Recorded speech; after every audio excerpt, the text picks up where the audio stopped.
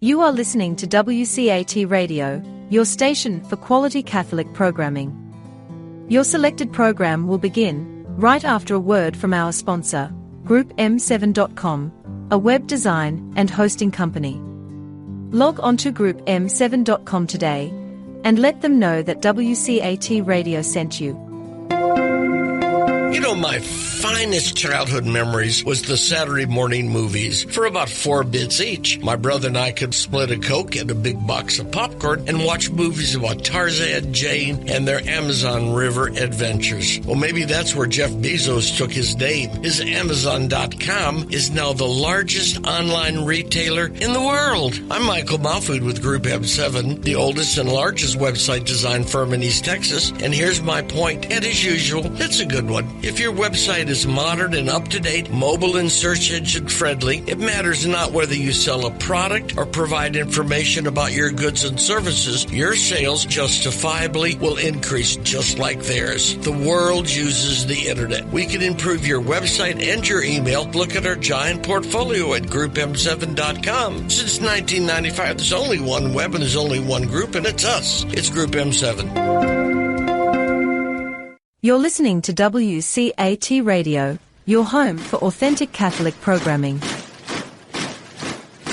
Today I wanted to look at something that kind of scares me a bit because I know some of you are philosophers, others have worked in various areas of knowledge work, and what I have to say today is really very much a simplification of something that is much more complex than it appears on the surface, and yet it's a doorway in. And really what we're looking about here is the fact that students are disciplinary foreigners. They're foreigners in our classroom in a number of ways. First of all, they recognize that you are the professor and they aren't. That's a bit of a daunting thing. The fact that a professor is there with a body of knowledge inside his or her head, and that knowledge is not in the student's head, immediately creates something like a power imbalance.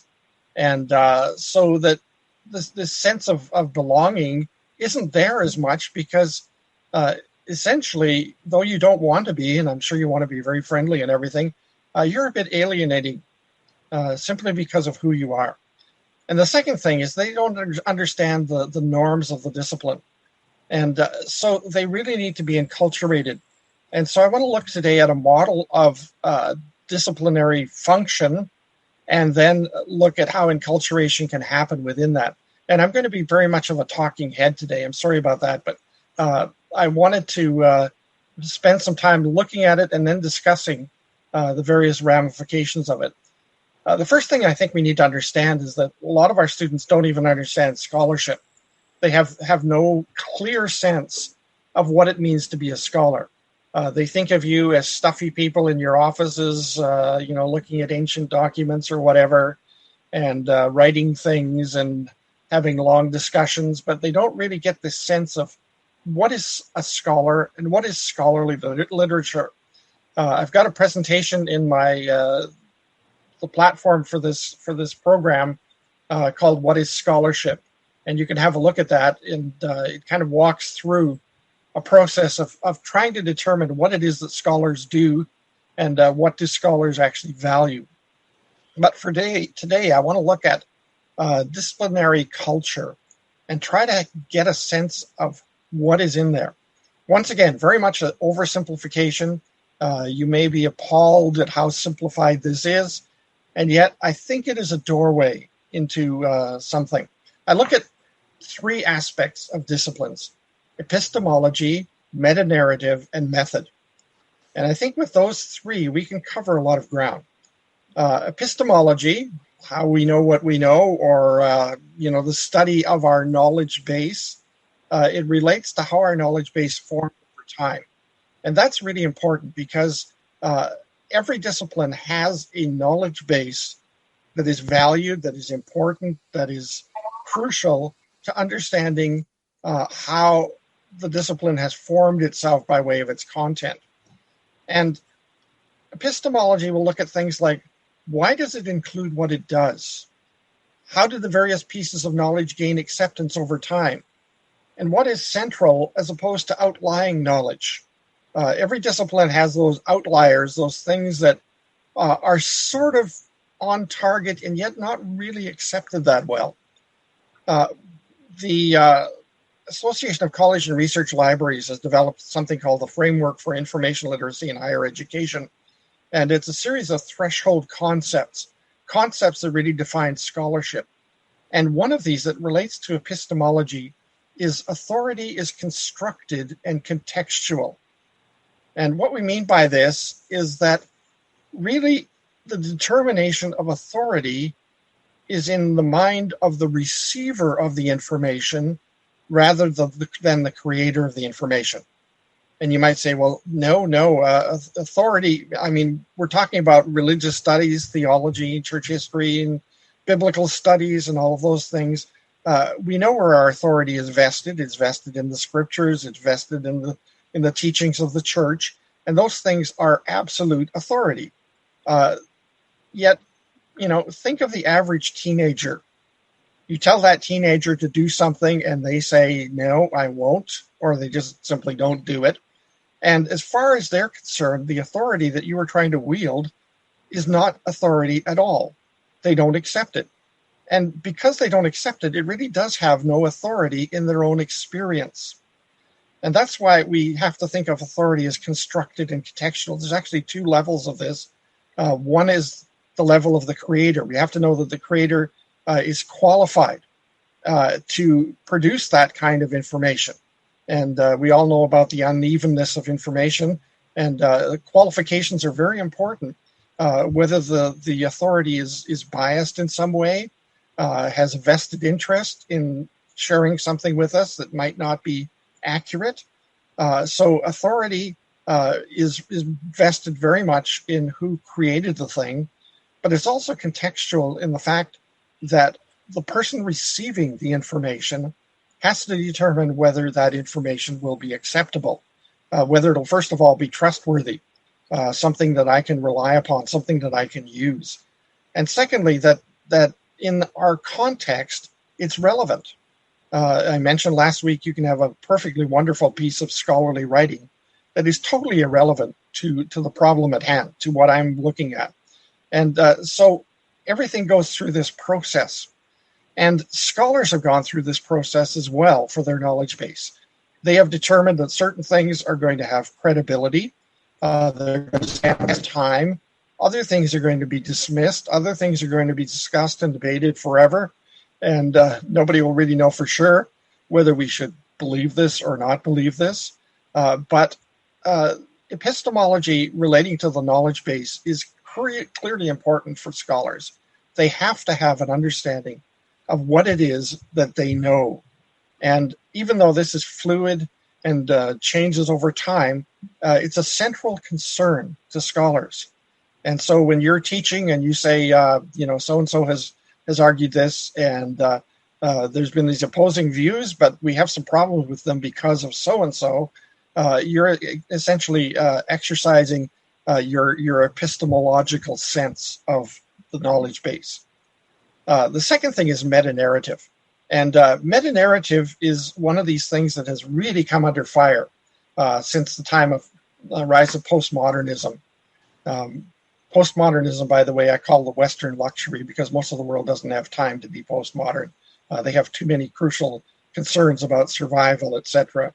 But postmodernism, which has essentially argued that everything is subjective, that every experience is individual, when they hear the word metanarrative, they kind of go ballistic because you can't talk about metanarrative. It doesn't exist, at least not a single one. So what do I mean by metanarrative? Metanarrative is essentially an explanation for the narrative. The term meta, meaning along with or coinciding with, and then narrative. Our narrative in our own daily lives is what we do day by day. The things that happen. We got up in the morning, we did this, brushed our teeth, got in our car, we taught some classes, etc. That's our narrative. Our meta-narrative explains all of the other stuff, the kind of understanding of ourselves. Why do we do what we do? What is the overall sense of ourselves? Who are we? What drives us? What values do we have? What guides our narrative so that we do certain things and don't do other things?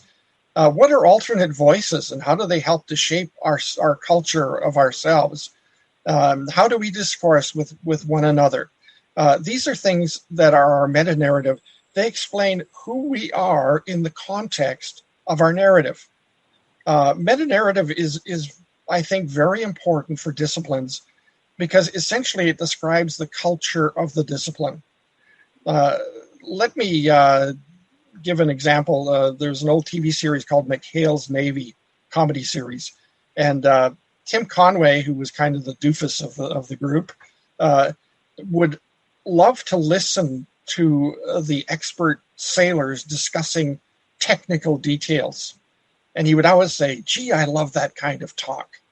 And what he was doing, he was getting into the culture that defined those people, the kinds of things when they talked, the way in which they discussed things, the things they valued, the things they didn't value, were utterly important. If you think of any discipline, a discipline is built upon values of, what is important about this? How do we govern ourselves ethically within this discipline? How do we guide our particular narrative to make sure that we are functioning well as a discipline? The idea of a discipline is really a construct. It's the fact that none of us can know everything, and so we specialize.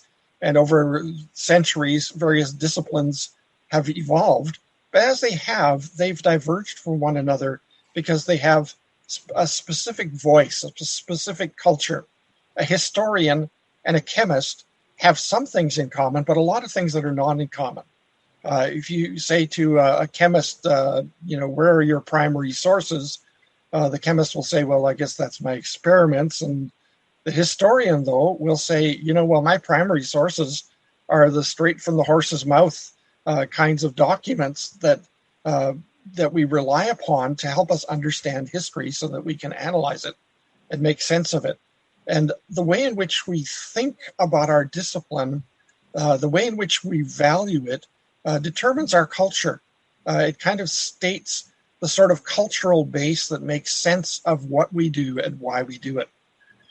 And then finally, there's method, and I guess that's probably the easiest one to understand. How do we advance our knowledge? What sorts of tools do we use in order to build our knowledge base, in order to test our assumptions? And method is informed very much by meta-narrative because the culture helps to shape the methodology, helps to make sense of it. And method interacts with epistemology as well. The knowledge base is used in the research and is something that is done by people who are practicing the discipline. And the method, when it's applied according to proper disciplinary principles, adds to the knowledge base. It may disrupt the knowledge base, it may challenge the knowledge base, but ultimately the knowledge base is shaped by the kind of methodology that we use in our discipline. Now, all of that is relatively foreign to students. Students who come into our discipline may have a rudimentary understanding of our topic, but once we start getting into the details, it seems really challenging. Why do theologians think the way they do? Why are philosophers like that? Why do they value this stuff? I don't see a purpose in it. I don't see what makes sense of it. And so these three elements, as we begin to help students to understand them, I think can help them to understand the discipline and maybe break down some of the walls between the disciplinary understanding that we have and the lack of disciplinary understanding in our students. I'd like to just open up for a minute here. Any questions about that basic foundational thing? Anything that you would like to throw out? If you want, you can totally discount everything I'm saying. This model makes no sense at all, but What do you think? Does that help us to make sense of how we would articulate the nature of our discipline to some extent? I'm sure there's some other elements, but at a basic foundational sense.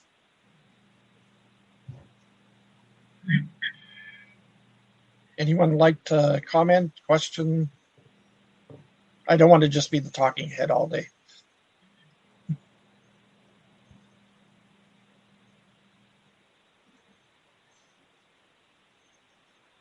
Okay, well, let's move a little bit further into this and see if we can get a sense of how we actually articulate those things.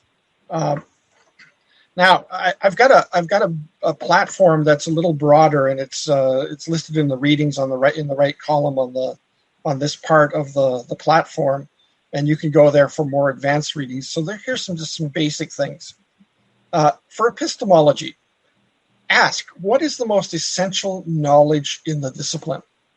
Now, this doesn't mean that you have a listing of major documents or anything like that, but you have a description of the nature of the knowledge base, primary, secondary sources, identity of leading scholars, and so on.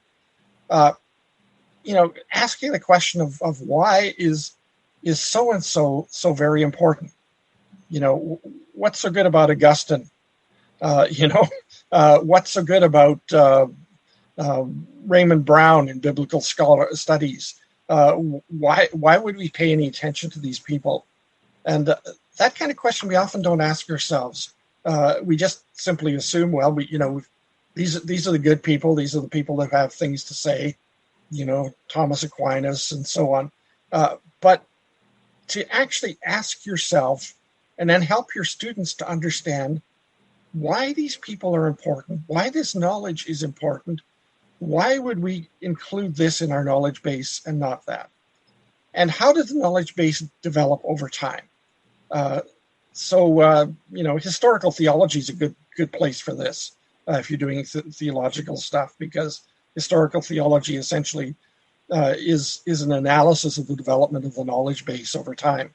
And there it is. When it comes to metanarrative, what motivates scholars in this discipline? I like the term motivation because I think it very much spells out metanarrative. It gets to the heart of why scholars in the discipline do what they do, and it helps to define their shared purposes. What drives you as a disciplinarian? Why is it so important to you to be a philosopher or a theologian or any of the other disciplines? Another question is a challenging one. How diverse is this discipline's metanarrative? Some disciplines are very much locked into a particular metanarrative. Everybody seems to groupthink similar kinds of things. Other disciplines seem to thrive on having alternative metanarratives. And biblical studies is a great example of that. Down through the centuries, there have been so many varied movements in biblical studies that have tried to do everything from, close exegesis to reader response to, philosophical approaches to the scriptures, to intertextuality. I've seen the Book of Job compared to Moby Dick, and and so on. And as I look at this, I say, scholars may have diversions in their metanarrative, even though there's some things that are very close, that tie them all together. In biblical studies, for example, it's the text, it's the biblical text. You start there, and then you go from there. Anybody who says, well, we don't need the biblical text anymore to be a biblical scholar, is simply not going to be part of the discipline. It's just not going to work. Every discipline has its heart, its core of value, of the things that are the most important to us as we discourse, as we try to make sense of things. What is our purpose? What are our motivations? And then finally, method. What are the standard methods used by this discipline? And how do newer alternative methods gain acceptance in the discipline? And this is always an interesting one. young scholars very often want to try out new methodologies and they get shot down. They don't pass peer review when they want to publish something because people say, well, that methodology isn't what we do in this discipline. We don't do that sort of thing. And if they do get published, they often become a target of other people.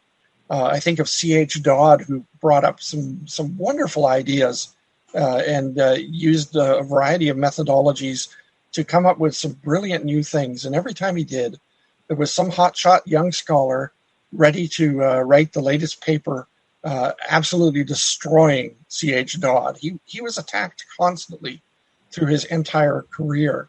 And now his stuff is seen to be much more mainstream. So somehow it did gain acceptance, even though it wasn't at first. So how does that happen? How do things grow and develop? What we're doing overall here is trying to help students to understand how our discipline ticks, how it works, what it is that is important to us by way of knowledge, how we think and how we exercise our ethics and values and purposes, and how we carry out our method. When students begin to understand that, they begin to start to feel a little bit more at home. I spent a couple of years in Africa teaching at a theological school, and when I first got there, I felt like I'd landed on the moon. I didn't. The common language was English in the country, but beyond that, everybody thought differently from me. Everybody did things differently. The whole culture was so very, very challenging to me. And over time, as I was invited into that culture, I began to understand it. And I began to understand its knowledge base, and I began to understand the methods that people use in common discourse to advance in the society. It takes time. And we have to keep our students away from the idea that they are aliens and foreigners. We want them to be part of our disciplinary discourse and understanding. And you might say, well, what does that have to do with research? It really has everything to do with research. We all know those strange papers that we get from some students who don't seem to have a clue how research is done in our discipline. Or they struggle to try to imitate other scholars and really don't do a very good job of it. And it's like they really don't understand what this discipline is about, what's important in this discipline. And so for students to begin to become good researchers, they really have to have a solid understanding of how our discipline works. So any questions at this point before I move into practical ways that we can use to get there?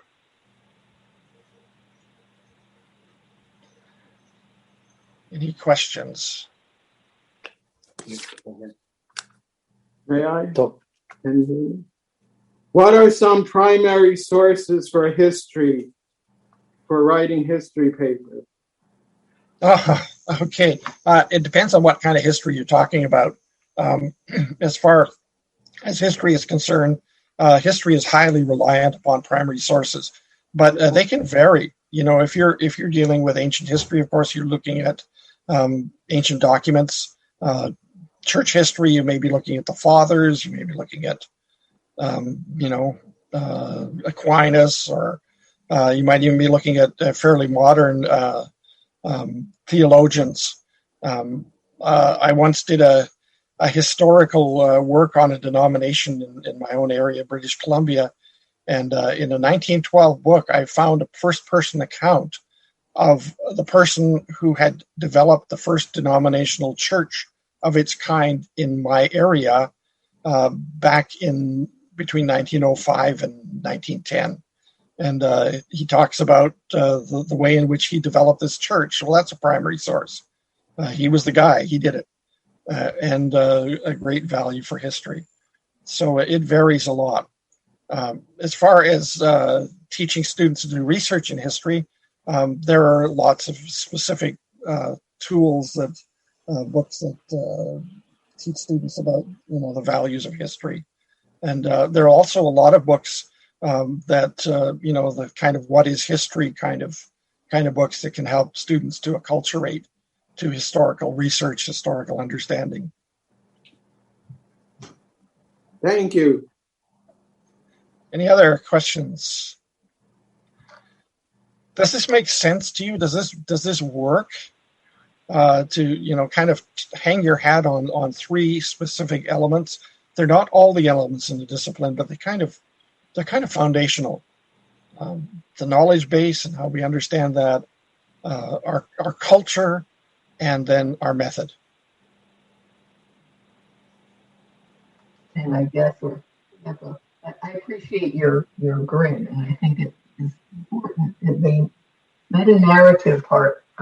I'm a theologian teaching theology, and it just makes me think about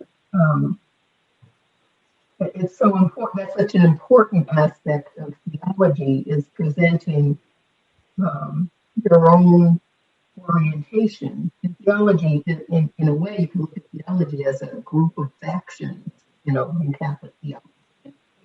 Yeah, I'm missing a little bit of that last part of what you were saying there. Theology, you can say theology is a group of factions, I mean, even Catholic theology within a larger Christian theology, but within Catholic theology there are so many ways of approach. And it just, what you're saying brings that to my consciousness in a particular way, that when, certainly for me, part of my teaching is orienting my students. This is where I come from. This is what I suggest. Be careful over here. This line is going to have that orientation. But also, there's an encounter part, because the students come, some students anyway, many students come with their own orientation or their fears or their, preconceptions. When I was a student, we'd say the heretic hunters, There's the student who's afraid you're coming from this orientation or that, or suspicious of an orientation, and you want sometimes you want to counteract that, or open up the student's mind, and sometimes you might say, focus here. So I just wanted to make that comment that certainly from a theology point of view, I think that aspect of the meta-narrative that you're bringing in is really important. I don't have the answer. I just know I live those questions all the time. How much do I, channel the student toward an orientation I think is sound and try to protect them from something else, and how much do I try to open them, to a broader view? Yeah, that is a challenge, primarily because I find most students are inherently pretty conservative when they come into our environment, so their background is really important to them, and they have this sense of I know what I believe, and I'm a little concerned that you might not believe what I believe. I think the advantage with looking at it from the standpoint of metanarrative and epistemology and method is that you can show students how you do things, how things happen within your discipline, and perhaps get them to understand that while you might differ on particular interpretations of things, there are methods that can be used to evaluate, to test, to check things out. And certainly the meta-narrative of a Catholic theologian is not going to be the same meta-narrative as a Baptist theologian, for example. And you may have a different sense of epistemology, particularly with Catholic theology, with the history, the tradition of the church may not be as important to a Baptist theologian.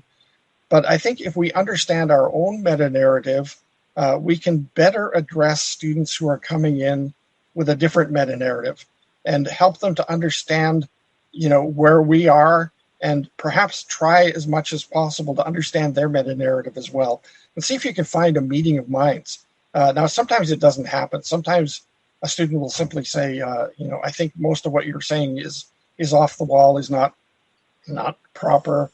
And of course, the H word is always there, heresy,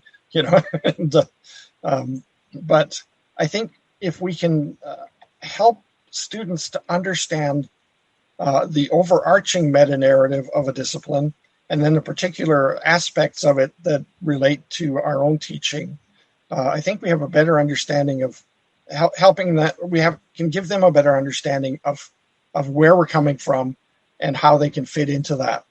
And certainly we need to understand where students are coming from, because that can be a real challenge sometimes.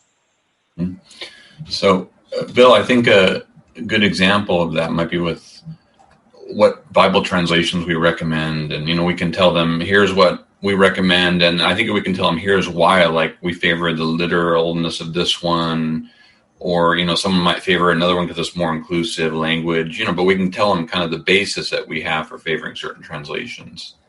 It's interesting you should say that. Our pastor on Sunday, who's a young guy, he's under 30, very, very intelligent, very well read, very, very clear in his theology.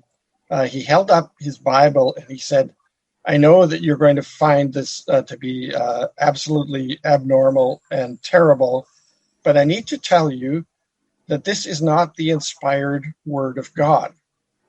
And there's a little gasp, and then he said, but it is the word of God. And what he was saying was, our translations are ways of interpreting, understanding what the original sources had to say. And all of them do their best to try to understand that. Most of them are very close to what the biblical text is saying, but none of them are perfect, which is why we have various translations. And just simply doing that, he helped to discount the idea that you should grab your, King James or your whatever, and say, this is it. Everything else is heresy. If you have different words in your Bible, it's wrong. And so he was essentially, talking about some of the insider stuff in a discipline, the recognition that our translations are as close approximations as possible to the original meaning, but they're not the original text. And so there it is. And, he affirms the authority of the Bible very much so, but recognizes that it's a translation that we're working with. So any other questions or comments?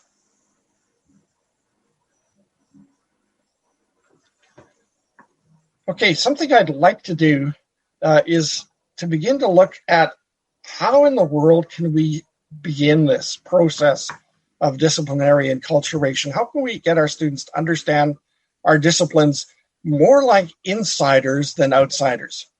And one of the things that I think is really, really helpful, and it's easy for us to do. This is not a major disruption of our classes or anything like it. It might take a little time in one class, but it's to exercise the power of autobiography. Students, as they're trying to make sense of who we are in the classroom and what we are about and what this whole discipline is about, we can talk about ourselves. We can explain our own journey, our own experience. And some of the things you could say, explain is, how did you get into this field of study? What intrigued you about it? What were the obstacles you faced in becoming a member of your discipline's community? At one point, you didn't feel like you belonged here. Now you do. What obstacles did you overcome? What are your most important values in doing the work of your discipline? There's an important one. I really believe in values. I think they govern so much of what we do. What is the importance of working with and following the work of your colleagues? Why pay attention to other people? Why work with them? Why consult? Why discuss and debate? What are the research practices that are most important to you? What methodological and ethical lines will you not cross? There's an interesting question. What will you not do as a theologian or a, whatever? How does your discipline advance itself? How does it move forward? What causes it to move forward? And how would you explain your discipline's culture? If someone were to say, what is the culture of your discipline? What is it like? Those are some key questions, and you can really build a narrative for yourself. Let me give an example from myself. I started wanting to become a psychologist. So my undergraduate education was in psychology, and I had a problem getting into graduate schools simply because of the baby boom. There were just so many people for so few posts. I was going to have to wait a bit. So I thought I'd go to a seminary and see if I could get a counseling degree through that. And wouldn't you know it, the seminary that I applied to and got accepted at didn't really have a very good counseling program. And so I moved more into the area of theology, thinking, well, maybe I'd like to teach. So I got a Master of Divinity and Master of Theology, enjoyed it a lot. Went to Africa, taught there, ran their library because nobody else wanted to, and came back and started teaching. And I realized teaching is just too stressful for me. I can teach a course, but when I have to teach a full load and do all that stuff, it just became really stressful, and I wasn't happy. And then all of a sudden, a library position opened, and I was offered the opportunity to go off and get my Master of Library Science and come back and become the librarian. And I realized all through my life, I had been looking at information and knowledge and had been trying to impart that information and knowledge to other people, and that a library role would really give me an opportunity to become kind of a nexus between people seeking information and the information itself, so that people would get the right information that they needed, and that they would learn the methods that they needed in order to acquire information for themselves. And all of a sudden, everything clicked. It is so very important for me to be someone who stands in the gap between people and the knowledge that they need. And that really is at the heart of a librarian's culture, to stand in the gap there, to reach out to students or to others, whoever we're working with, to enable them to fully embrace, acquire and use and evaluate the information base that they have. And so that became the heart of what I am as a librarian. And I can explain that. I can explain how the library knowledge base develops over time, and there's lots of information there. We don't like to talk about ourselves. It's not, hi, I'm Professor so-and-so, and here's everything you need to know about me and all my accomplishments, etc. But if you take it from the standpoint of, this is why I am here in this classroom in front of you teaching so-and-so, 534. I'm doing it because I am passionate about this subject. And why am I passionate about this subject? Here's my story. This is how I got into this. And this is what's important to me. That is a very easy thing to do. It's also a great way of introducing yourselves to students, opening yourself up to, perhaps some of the struggles you had as you went through graduate school, and the times that you felt like you should give up, but you carried on because this was important to you. And now you're teaching it because it's important to you, and it should be important to your students as well. That kind of thing becomes an invitation. Have any of you used autobiography like that in your classes? Maybe this is a common thing to you.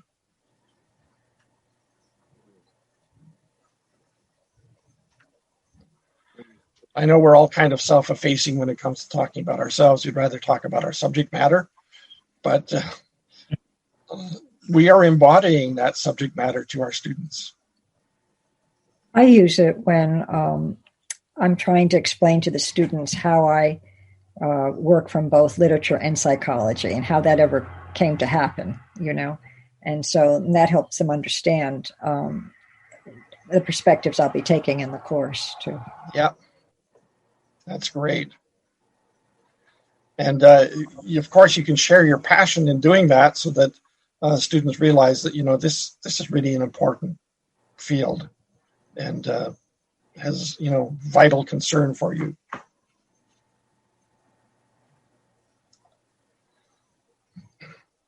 Any other things? Bill, I have a question, and this actually came up just listening to your autobiography. When you the state of library science right now, I'm sure, looks a lot different than when you originally got into it because of how fast technology changes.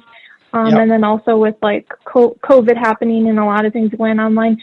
I'm just curious what your thoughts are regarding like the direction things are headed with library science and how that could affect the classroom as things continue in this direction with the development. Yeah, when I started, we were typing catalog cards on sheets of paper, corrugated, or not corrugated, but paper that could be torn in squares, and sending them off to be photocopied. Then we'd type headings on the top, and we'd file the cards in a card catalog. That's ancient history. That's where I started. And since then, of course, the computer has come and digital. And this has been an absolute boon, I think, for us during the time of COVID to be able to have those electronic resources available to our students. Theological education is becoming more and more global, and I don't know if it's the same thing with your students, but Christian education in general is becoming a thing where a lot of our participants are at a distance. They're not with us, or even if they are with us, they're not on campus all the time. And so we're developing more electronic means of teaching, remote learning, etc. And I think the move towards electronic resources in particular has been good on a couple of fronts. First of all, the finding tools are way, way more powerful than the old Religion Index 1 in print form or psychological abstracts in print form. And believe me, I've used those things. And now we have, PsycInfo and Atla Religion Database. The power of those things to reveal literature is profoundly better. And the second thing is that we can disseminate our knowledge, our information, books, journals, to a much wider audience in many different places at the same time. And I know all of us kind of cringe at the thought of print becoming less important, because there's nothing like holding a book in your hand and turning the pages. We all know that. But I think for us, just being able to get the knowledge to our students effectively is more important. For professors, it's also very, very possible now to post a lot of things online behind login, scripts, so that students can read things that perhaps they were not able to read before. And so we can post things and build our reading base and have that stuff available. And so I think the direction of libraries is moving forward. I don't think we've lost any of the rigor of theological Christian librarianship and all of the values that we have with that. We're still trying to connect students with the best resources possible, help them to understand how to use those resources properly. But I'm really quite encouraged by the future of all of this. I don't think it's been a dumbing down exercise at all. I think it's simply been a way of expanding our access, which is terrific.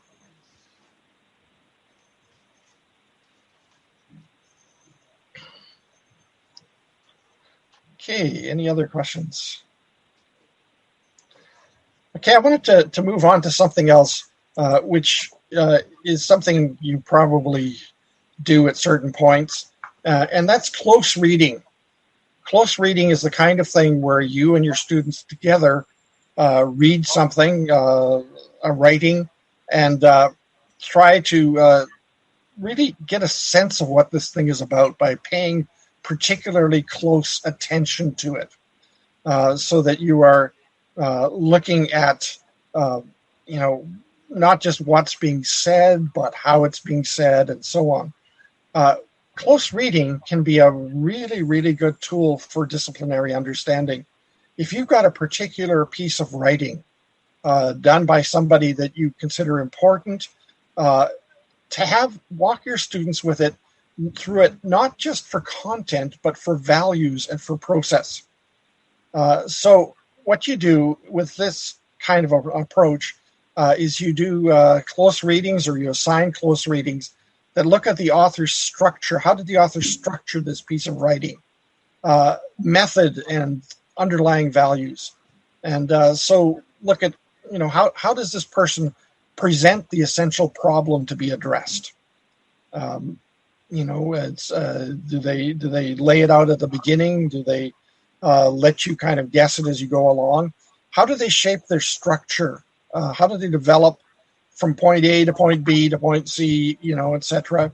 How do they use evidence? How do they shape their conclusions? With the use of evidence, what evidence is missing? I love this with Bible commentaries. Some commentators don't want to get into certain things. There's some area of controversy and they don't want to get into it. And so they blithely pretend that it doesn't really exist as a problem, and they just go on. And that can be really frustrating. But if you can walk through what an author is saying to the reader and how the author is developing that, the kind of argumentation that's used, the evidence that's presented, the way in which conclusions are made, the overall values, that can really, really help your students to get a sense of what writing in that particular discipline looks like from a disciplinary standpoint.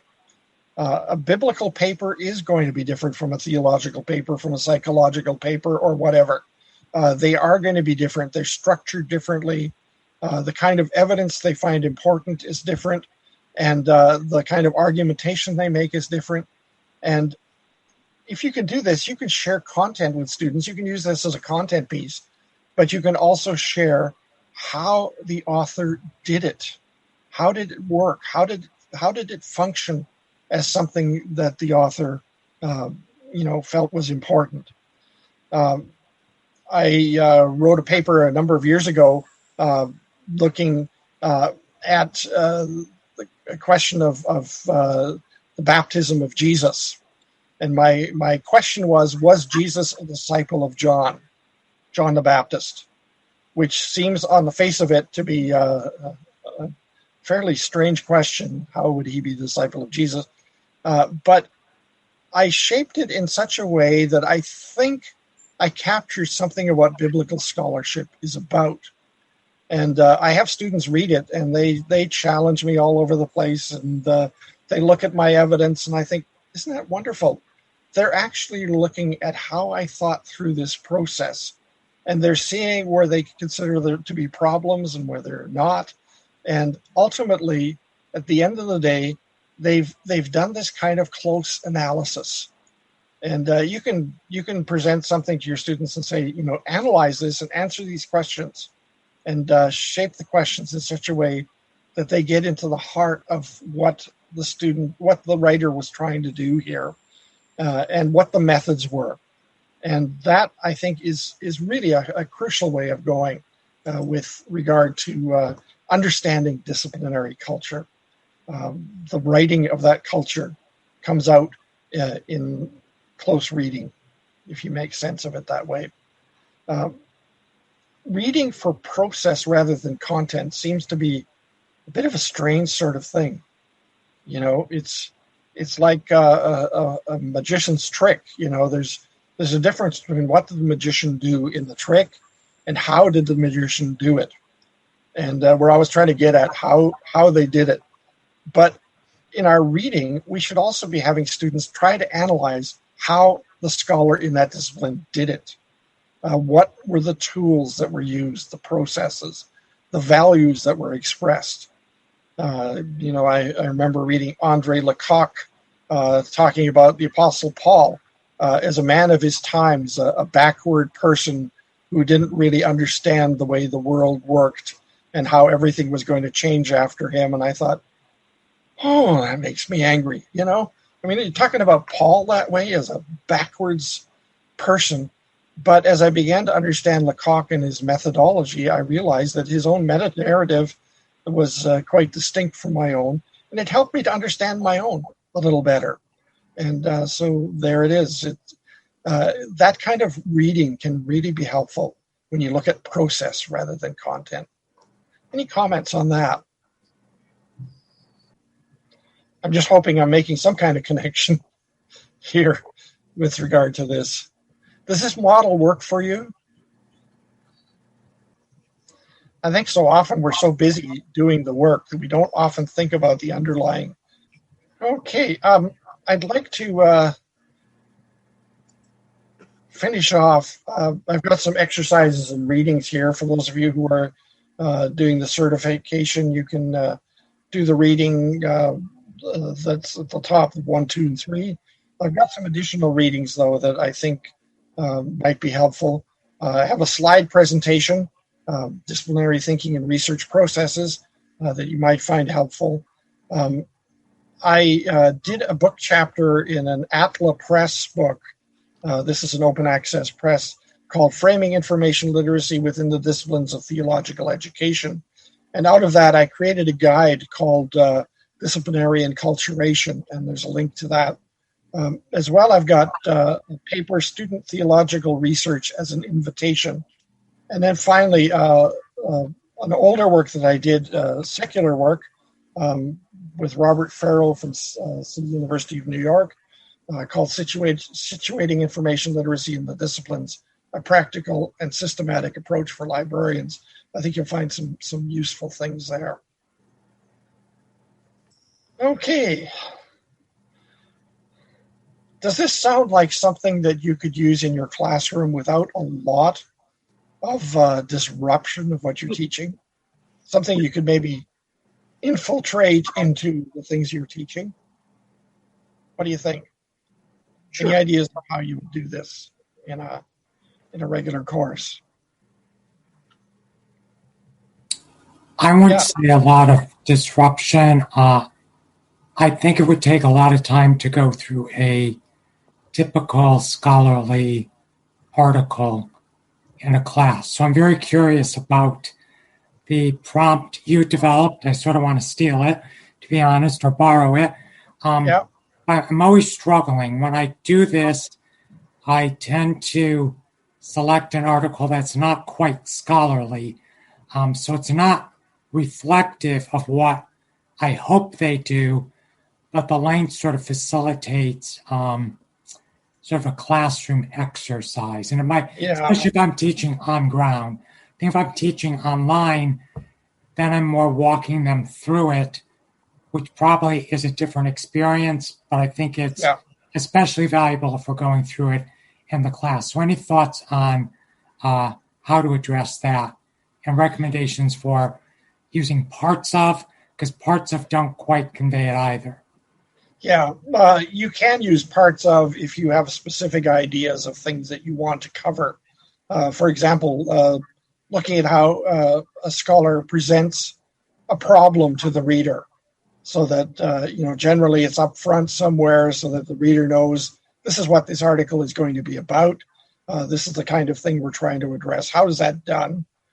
You could look at just the evidence that's presented, and try to evaluate how the evidence is presented, show the method that the scholar is using, and that can work as well. The alternative, of course, is to make this an assignment, so that students have an assigned reading rather than just the content. You can say summarize the argument of the author, and then from that point on, how does the author develop a problem? What kinds of evidence does the author use? State the evidence that is there. How significant do you believe that evidence to be? How does the author frame a conclusion? Do you think that the author has been fair to the evidence, has left things out, has done things with it that are not legitimate, or do you believe that this is a good piece of scholarship? And then comment on the student's paper, and perhaps offer some suggestions as to ways to look at it that might differ from what the student thought. So if we don't introduce students to writing in our discipline, they can't really be expected to write in our discipline very effectively, because they don't have any models that really work for them. And, you don't want a bunch of, in my opinion, and that idea doesn't work for me, kinds of stuff. No matter what discipline it is, this doesn't work. I like the idea of doing the close reading, though, because, I find a fair number of my students, they have a hard time kind of getting what the main point of an article is. And so trying to focus on a paper, it's often diffuse and not narrow enough. And so helping them see, and read through together with the paper, it takes time, but I do find it worthwhile to make sure they're understanding the key points.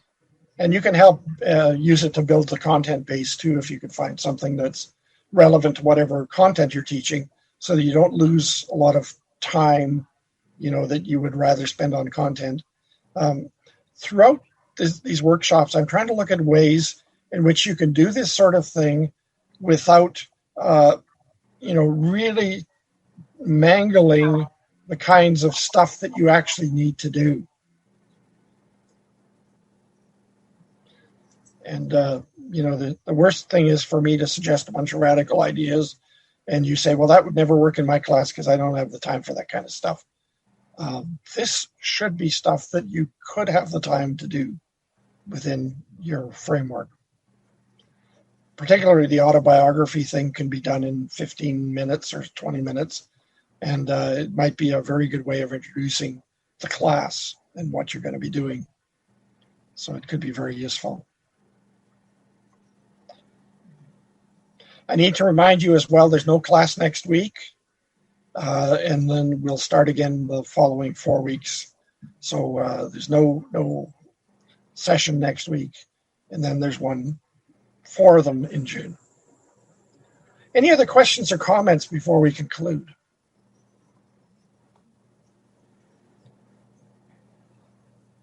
This is pretty far from show them the databases, but I think it's really, really important for students to start here to understand the discipline they're working in, at least to some extent.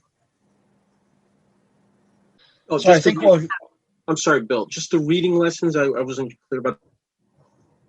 Yeah, I'm sorry, I jumped in late today. That's in the platform that you have for this course. Okay. Under Enculturation, the right column has the stuff that people for certification want to do. And there's also just a bunch of other readings if you want to get into this in a little more depth. I've been working on this a long time, so I've developed a lot of stuff. I'm not sure how important or relevant it is, but I've been writing about this for a long time, since at least 2010. So, 11 years now. Thanks. Okay. Thank you, Bill. Great. Well, have a good break, and we'll see you in 2 weeks, Lord willing, and we'll start again. God bless. Thank you. Thank you. Okay. Thank you. Thank you. Bye. Hello, God's beloved. I'm Annabelle Mosley, author, professor of theology, and host of Then Sings My Soul and Destination Sainthood on WCAT Radio. I invite you to listen in and find inspiration along this sacred journey we're traveling together to make our lives a masterpiece and, with God's grace, become saints. Join me, Annabelle Mosley, for Then Sings My Soul and Destination Sainthood on WCAT Radio. God bless you. Remember, you're never alone. God is always with you.